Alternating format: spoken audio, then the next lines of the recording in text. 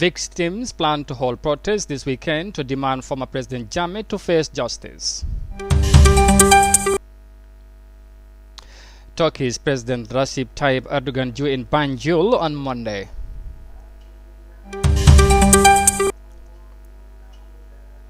African teams are bracing up for the 2022 World Cup second round qualifiers.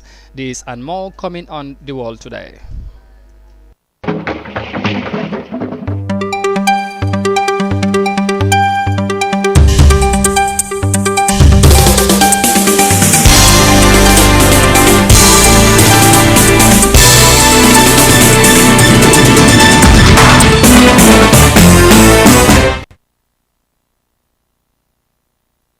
Hello, it is 1700 GMT here in our studios in Banjul. You are watching The World Today on Africa TV. I am Amadou Kante, and now the news in detail. About 2 weeks after the former ruling APRC party demonstrated their call for the return of exiled Yahya Jammeh, the victims for his alleged human rights violations are this weekend taking to the street to request for his coming to face justice. The Victim Center, which is coordinating the planned protest, called out the public to join the procession from Westfield to Alliance Franco along the busy Kairava Avenue, where petitions in line with victims' demand will be pronounced. As it stands, while the APRC is calling on Jammeh to return as a former state, the Victim Center sees Jammeh as a potential prisoner for crimes of human rights violations. Binta Baji has more details in that report. The Gambia Center for Victims of Human Rights Violations and the civil society organizations in the Gambia have announced their commitment to take up to the street in what is dubbed as March for Justice. According to the Victim Center, the idea is to pressurize Gambia government to bring former President Yahya Jammeh to face justice for all the human rights violations that have been committed during his regime between July 1994 to January 2017. The center said in a statement on Wednesday that the venue for the demonstration, which was initially planned for Westfield to the Buva zone in Talinding, has now been changed from Westfield to Alliance Franco on Saturday 25th January between the hours of 8 a.m. to 1 p.m. Tensions heightened on the exiled former president from the end of victims after supporters of the former APRC ruling party went in large numbers to call for the homecoming of Yahya Jammeh. Victim Center described the move as provocative and called on the government to ban the party until such a time justice is attained. In a speech to mark the official opening of the 2020 legal year, Justice Minister Abubakar Tambedu warned that Jammeh will be subjected to arrest and charges of the most serious crime, like any other ordinary person, anytime he comes back to the Gambia. For iAfrica News, I am Binta Baji. From that report there by Binta Baji on Jammeh's victim plan protest for this weekend, now we head to South Africa, where South African Airways is gripped in financial constraint leading to the grounding of some of the company's Airbuses. Officials say it is not clear whether the government is prepared to give a bailout to solve the deadlock. Details of that in this report. The airline has already used $140 million of funding and is waiting for an injection of a similar amount from the government, which is several weeks late. Our members are feeling very worried, they're very anxious, and I think they have good reason to feel that way. It does seem very clear to us that this business rescue process is in jeopardy. In fact, as NUMSA and SACA, we've gone as far as saying that it's been sabotaged by both Treasury and the Ministry of Public Enterprises. The Solidarity Union was responsible for preempting the decision by government to put SAA in voluntary liquidation. They aren't excited about the progress made thus far or the government's apparent lack of interest in raising the money needed. And now we have Minister Mboweni still saying they don't know if they can find the funds. So why go through the ruse? Why, if you don't have the money, why go through business rescue? So we're happy with the sort of signs that we see that finally we're in a radical restructuring process, but we're quite unhappy with the amount of influence that we think government is still exercising. While the airline's future hangs in the balance, passengers are putting on a brave face. Yes, it's quite a little bit of discomfort because I don't know whether when I get back I'll be able to get back home safely and in time. But hopefully, crossing fingers that when we get back, then we'll be able to fly back to South Africa. I'm hopeful that all these things they should be sorted out and SAA will be get back on its feet. The airline has seen its fair share of turnaround plans over the years, none of which have led to any substantial improvement in profitability or operating efficiency. But we've never actually had the patient in surgery. We've always been giving Bernardus and Disprins for somebody who needs open heart surgery. Now we've got them on the slab. Now it's just to start cutting away the right pieces and making sure that the radical restructuring that is necessary actually takes place. The unions say they're committed to the business rescue process and the plan that will emerge shortly, because they don't have a choice. Because if business rescue fails, it means that 10,000 workers and their families face job losses. And that is not something that as unions we can just simply accept. So we are putting all the pressure to bear on all of those who are responsible for the mess that they've created, to force them to act in the interests of all of us. The situation at SAA has become dire, based on the fact that so many of those flights have been cancelled for the next 4 days, which leaves the crew on the ground and basically unemployed. From South Africa, we come back home and talk on the matters of Gambia and Myanmar court ruling, because the Republic of the Gambia has welcomed the order by the International Court of Justice for Myanmar to ensure the protection of the Rohingya Muslims from crimes of genocide. The landmark ruling, which took place in The Hague on Thursday, was in response to Gambia's request for provisional measures in the application of the United Nations Genocide Convention. Public hearing on the case took place between 10th and 12th December 2019, which coincided with the 71st anniversary of the Convention on the Prevention and Punishment of the Crime of Genocide. Lisa Singate has more details on that. The Gambia has welcomed the unanimous decision by the International Court of Justice in taking provisional measures to prevent further acts of genocide from occurring against the Rohingya minority group in Myanmar. On Thursday, the court approved Gambia's request for these measures and for the recognition of the reality that the Rohingya who remain in Myanmar are at the risk of going genocidal act and that they need the urgent protection. The court ruled that Myanmar and all entities under its control must take all measures within its power to prevent the commission of the acts of genocide against the Rohingya, including killing, mental harm, and physical destruction of the existence of the oppressed. By the ruling, Myanmar is obliged to report to the court after 4 months and then every 6 months to show its compliance with order. The court rejected wholesale Myanmar's request for the court to dismiss the Gambia's case on questioning of admissibility criteria. The Gambia's Ministry of Justice said in a statement after the ruling that it expects Myanmar to comply with order. The ministry further called upon the UN Security Council to fulfill its role in ensuring compliance with the court's order. Meanwhile, the Gambia says it looks forward to pursuing its case against Myanmar to a final judgment of the court on the merits and on damages, in addition to the interim protection of the Rohingya. Reporting for iAfrica News, I am Lisa Singate.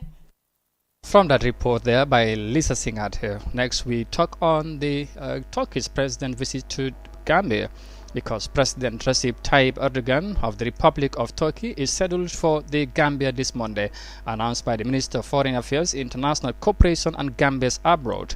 His visit will serve as a reciprocation of President Adama Barrow's trip to Turkey in February last year on accounts of bilateral relations between Istanbul and Banjul. The two heads are expected to review their strategies and strengthen collaborations on all development cooperations at the bilateral and multilateral levels. As a result of the Memorandum of Understanding between the two IOC member states in 2018, the Turkish and Gambia Business Associations has facilitated several meetings meant to open the markets to each other. Turkey said it is prepared to expand on its investment in the fields of energy, education, health and agriculture in all parts of the Gambia. Gambia, in the other end, hopes to use this partnership to build on its entrepreneurship and tourism industries as means to penetrate the international markets. The visit of the Turkish president is also coming at a time when the Gambia is busy engaged on preparation to host the 2022 OIC Summit of Head of States and Governments. In addition to Saudi Arabia's pledge to support Gambia on these efforts, Gambia will look up to the backing of Turkey for a successful event. And from that report, we will now take a break and come back shortly with the remaining of the stories. Stay with us.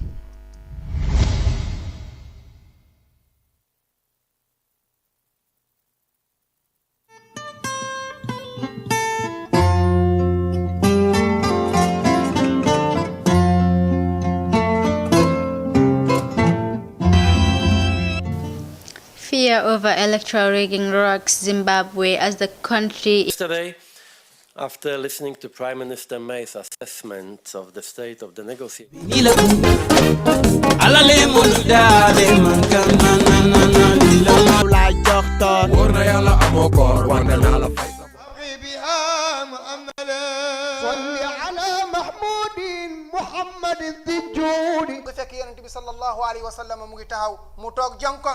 why it is our diocesan patron feast day is because the Cathedral of Our Lady of the Assumption is dedicated.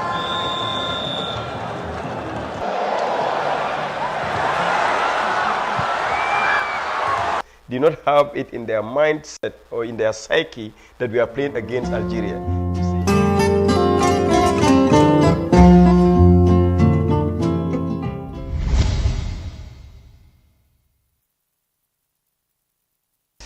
Welcome back. You are watching The World Today on iAfrica TV, and now to the rest of the stories.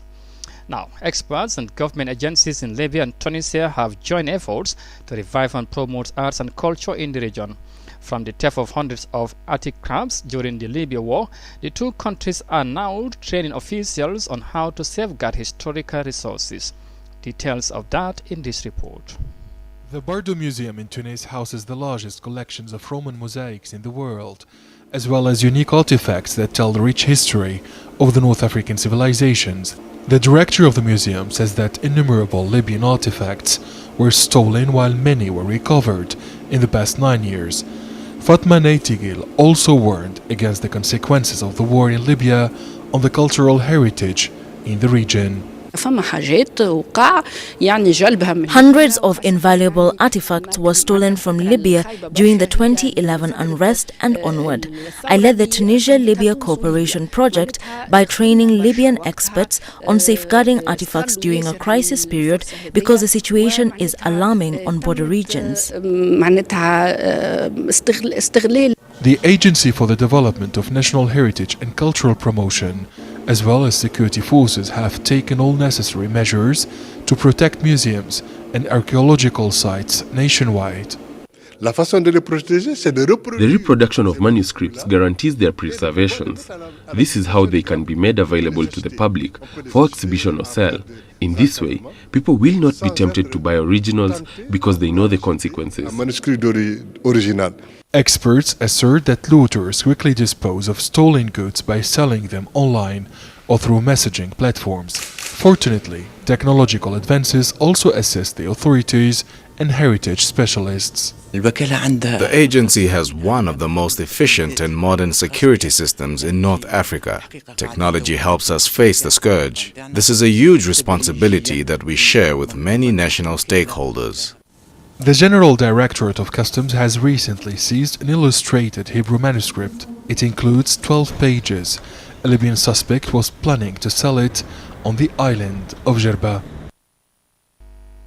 From that report there, we come back home and talk on the matters of the ongoing TRRC hearing, because Abbas Muhyiddin Haidar, son of the late Khalif General of Daslame Sangajar, on Thursday told the Truth, Reconciliation and Reparation Commission that former President Yahya Jammeh had sought support from his father to be a king. He said Jammeh sent 8 chiefs, including the late Paramount Chief, to ask the Khalif General to pray for him, but the Khalif replied negative, which angered Jammeh. Details of that in this report by Aissatou Tamba.